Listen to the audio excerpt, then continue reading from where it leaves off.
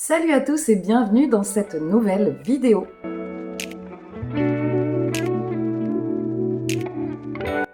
Aujourd'hui, je vais vous présenter ma pile à lire pour le mois de février. Le mois de février, c'est le mois du challenge Petit mois, petite lecture. Ou février tapal. Je crois qu'il y a les deux.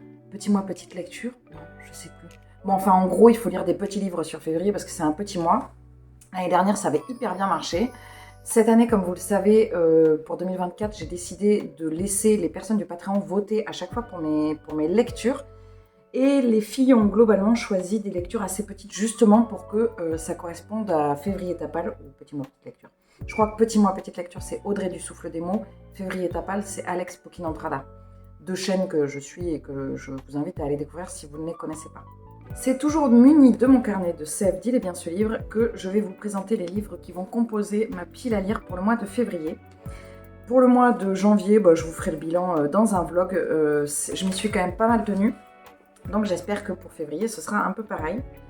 Alors, pour la première catégorie, c'est la catégorie cadeau. Alors, je vais essayer de faire un système fort astucieux où j'ai les catégories et les livres.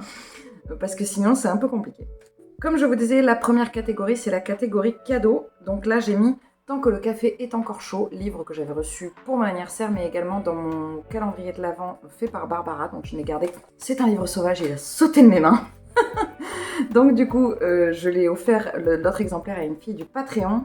On va suivre ici apparemment un café dans lequel on peut remonter dans le temps et on va suivre 4 personnes, 4 femmes qui vont suivre cette expérience singulière.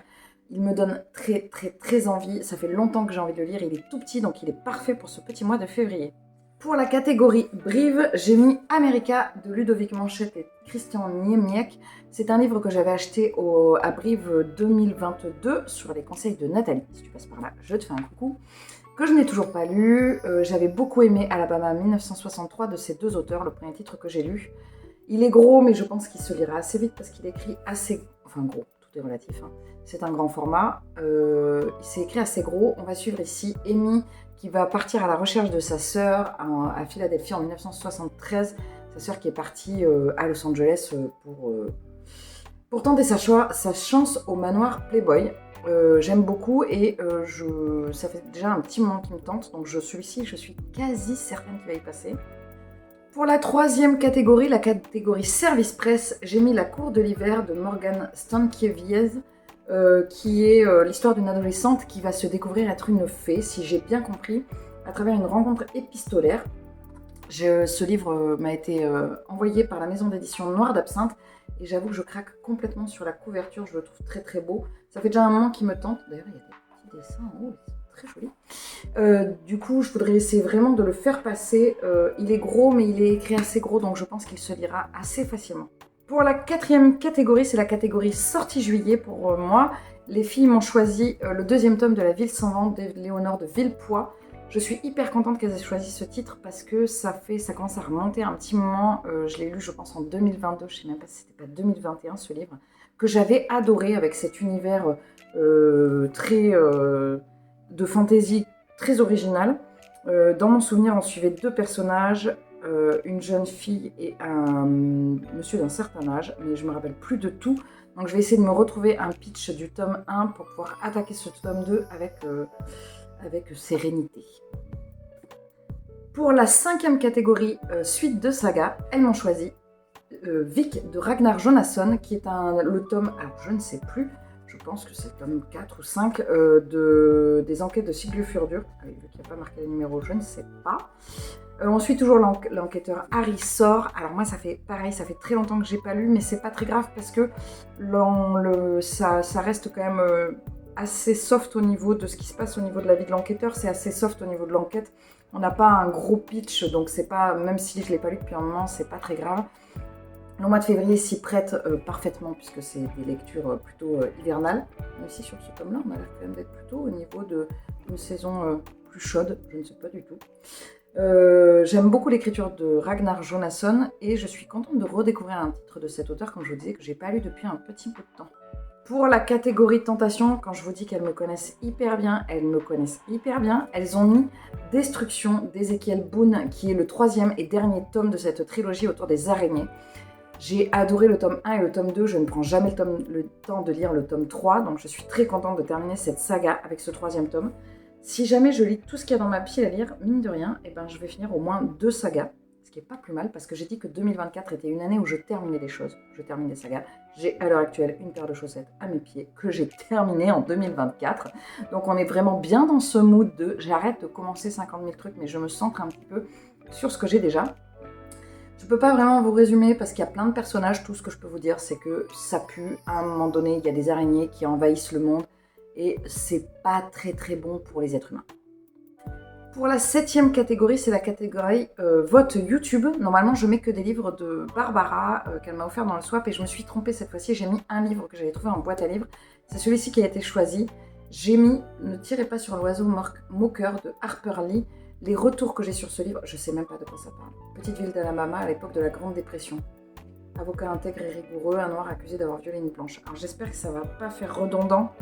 Enfin non, remarque pas du tout, c'est pas la même époque, mais avec, je suis actuellement en train de terminer un livre qui parle pareil sur un peu les mêmes thématiques. Non, c'est pas du tout les mêmes thématiques, c'est l'esclavage. Là, c'est pas la même chose, c'est une histoire de racisme. On n'est pas sur la même chose.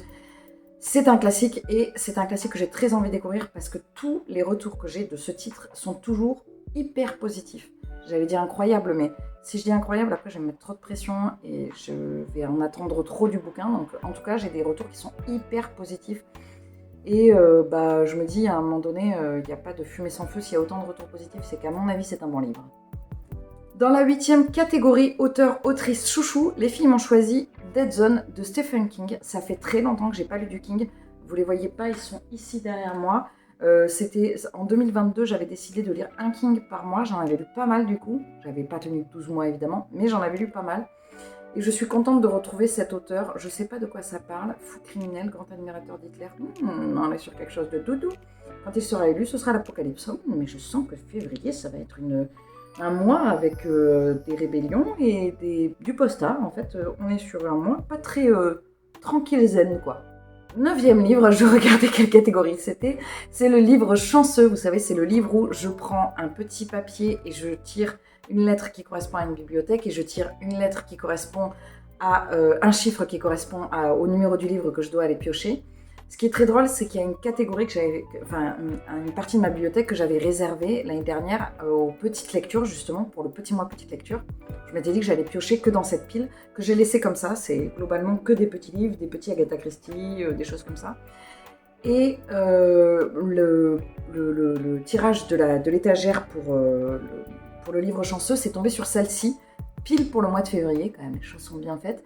Du coup, j'ai pioché Lady Susan, pas du tout Lady Hélène, Lady Susan de Jane Austen, qui est un petit livre que j'avais acheté parce qu'il est tout petit et qu'il n'était pas cher. C'est les folios 2 €.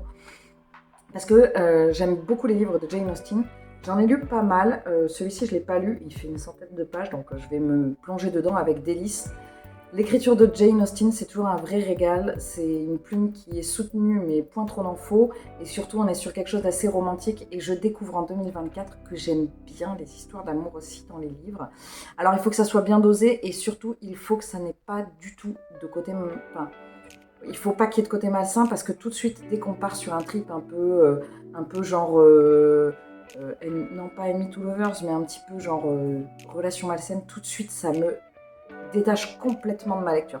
C'est ça que j'ai découvert aussi. En fait, j'aime bien les comédies romantiques un peu cucu et pas malsaines.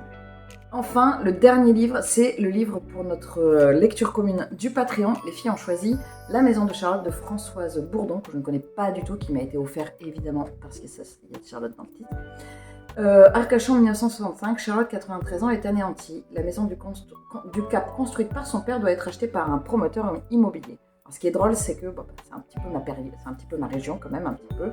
C'est un petit peu là où j'ai grandi, donc et puis c'est un petit peu mon prénom, donc ça fait beaucoup, donc je vais découvrir ça.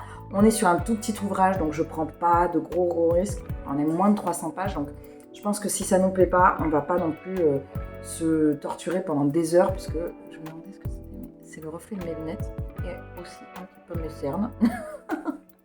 Donc du coup, on va pas se torturer pendant des heures, ça reste quand même un tout petit ouvrage. Voilà, c'en est tout pour mes lectures que je vais essayer en tout cas d'effectuer sur le mois de février. Je vous rappelle mon fonctionnement, lorsque sortira cette vidéo, ne sera pas encore sorti parce qu'on n'a pas encore fait notre live avec les filles du Patreon, il sera un peu reculé ce mois-ci. Mais dès que les dates de lecture commune du Patreon seront mises en place avec les filles du Patreon, j'ai dit Patreon trop de fois, ce sera un article qui sera visible par tous. Donc vous pouvez très bien vous abonner à mon Patreon, le lien est en barre d'infos, vous abonner gratuitement au Patreon et vous aurez accès une fois par mois à l'article avec les dates de lecture commune. Ça ne vous engage absolument pas à payer le Patreon, bien évidemment. Si vous n'avez envie que d'avoir les dates de lecture commune, il n'y a pas de problème. Si vous voulez également avoir les dates de lecture commune, je vous invite à revenir vers moi, mais pas tout de suite parce qu'on n'a pas eu encore le live, donc ce sera d'ici une semaine à peu près. Je vous donnerai toutes les dates de lecture commune. Et puis voilà, c'est tout ce que j'avais à vous dire. J'espère que vous allez bien. Je vous souhaite une très bonne journée, un très bon mois, une très bonne année. Et je vous dis à très vite dans une prochaine vidéo. Salut!